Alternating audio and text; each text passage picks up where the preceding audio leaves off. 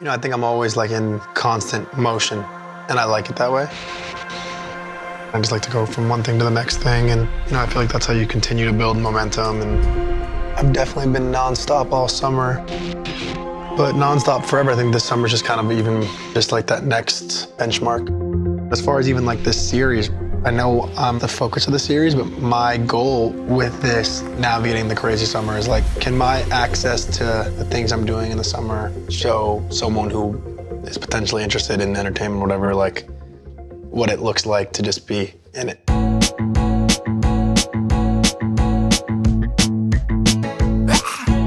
It's just one of those days. Oh, it's just one of those days. It's just one of those days. Oh, it's just one of those days. I feel like I've been flying.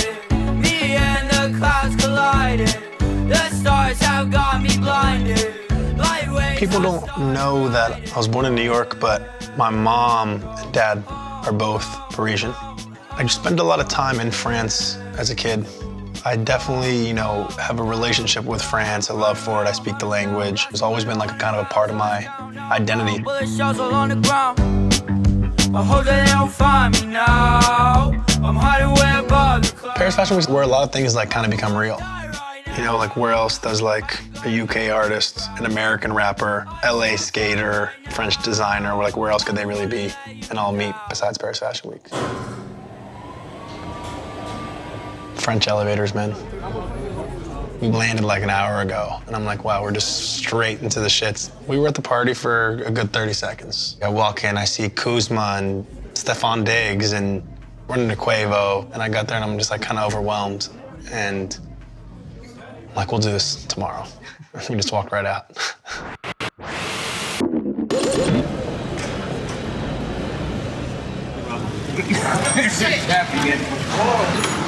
I love JID, man. He was there because he had his own show there. And Paris is actually a big market for him. They love him.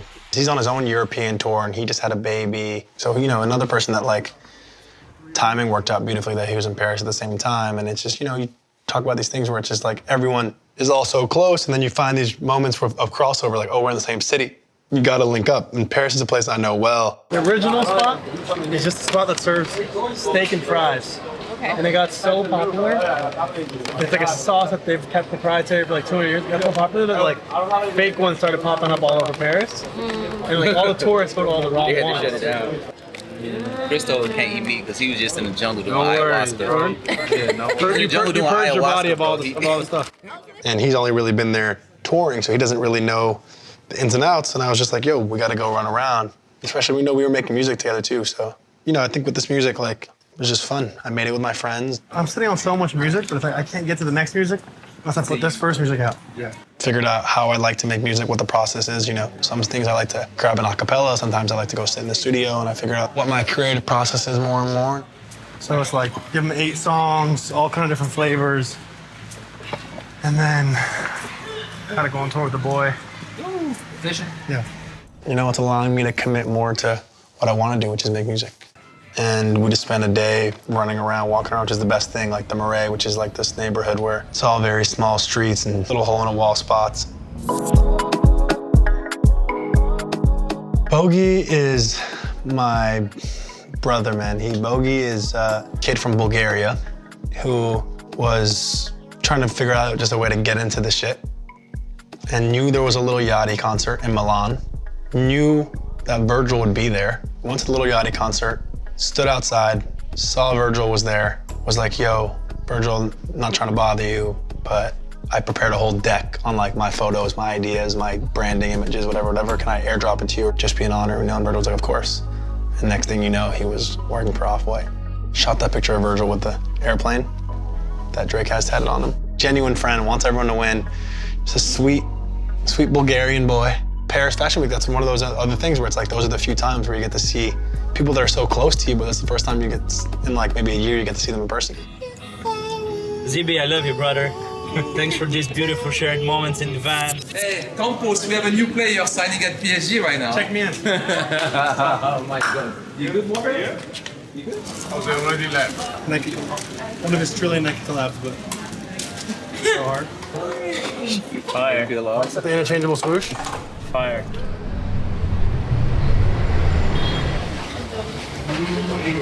That's gonna downloading music. Yeah.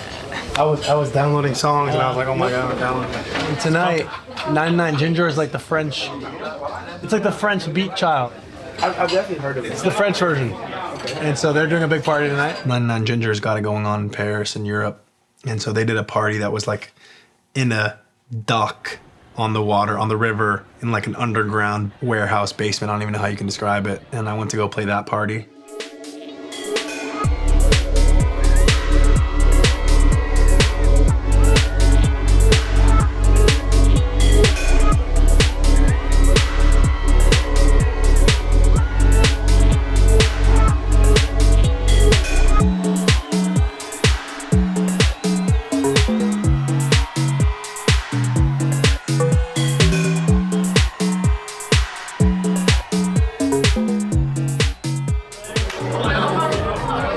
Where's Quavo? Right up here?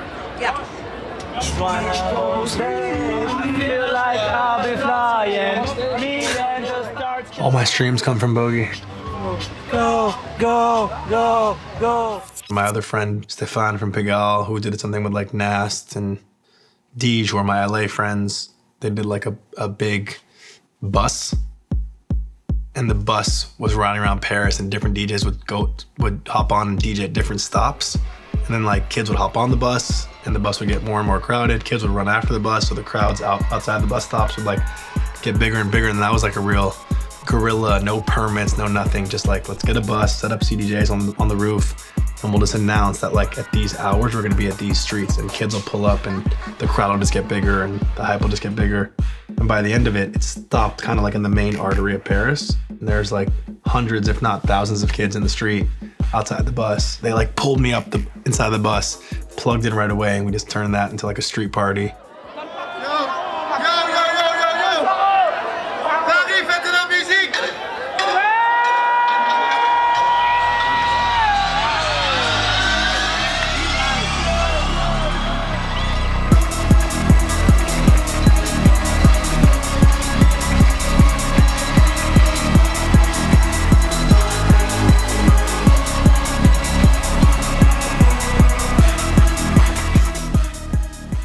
It's fucking crazy, right? The bus shit was nuts. Now when I look back on it, I'm like, first of all, you know, massive fire hazard.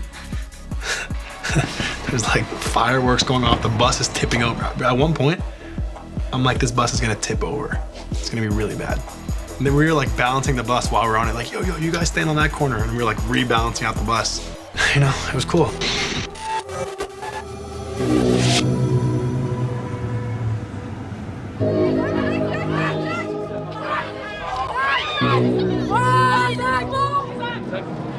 Definitely he would.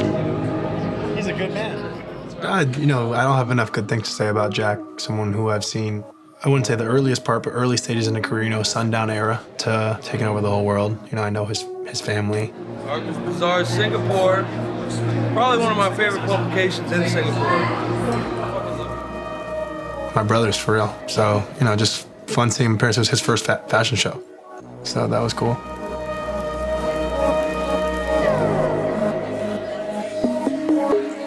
I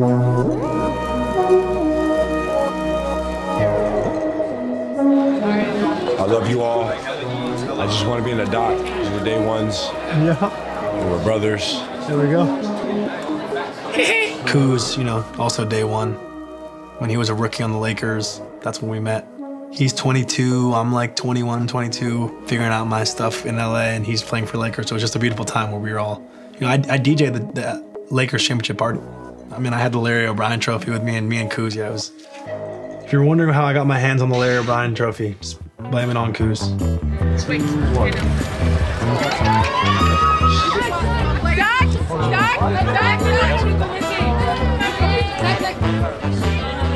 A big part of me has always been expressing myself through clothes, sometimes wearing some crazy shit and whatever. And I think especially if you followed me in like early days of Instagram, like all I was on was like, you wouldn't really know what I was up to, but I was definitely posting like crazy outfits on Instagram. So It's definitely a part of my come up. Fashion is as important to me in my life, especially as a kid, as anything else.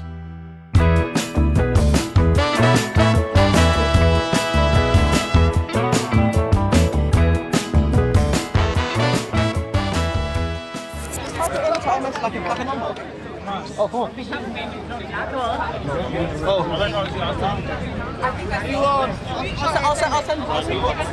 Where's Dex? The GQ party is the same party every year. Like they pick a night. They don't make a flyer or anything. It's just text only. Oh, you don't even know if they're gonna end up doing it or not.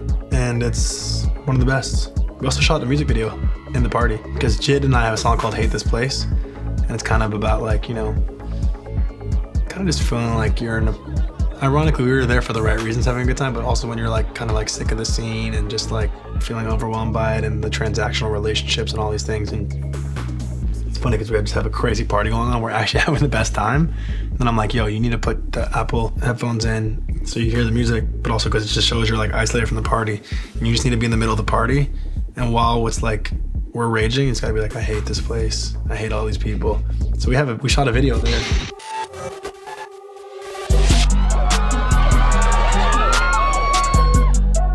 Fashion show, you know, they tell you it starts at 7:30, doesn't start till like 8:30. Get in, run into everyone, take a second to really kick back and look at the clothes and think about it. I'm like, oh, this came from this person's creative mind, you know? I really just went to go support Birdie because he was doing a lot of the fonts and stuff, so notice like I'm just wearing a white tee and jean shorts, but the one piece I am wearing that's branded is like a Verdi piece, so just wanted to go support him. Verdi in general is someone who never tried to be the next whoever, he just tried to be Verdi. And that cuts through in his personality because he's genuine. He only works on the projects he wants to work on. He's another person who just like throughout the course of cultural calendar, like 2-3 times a year, we'd run into each other. And you know, it was never like a let's work together on something. I just was a fan and we'd always keep up on stuff and be like, oh, I made this new thing. Oh, come to my pop-up. Oh, yo, I'm coming to this party, whatever. And when I was starting to put music out, he was like, I'd love to make the cover art with you.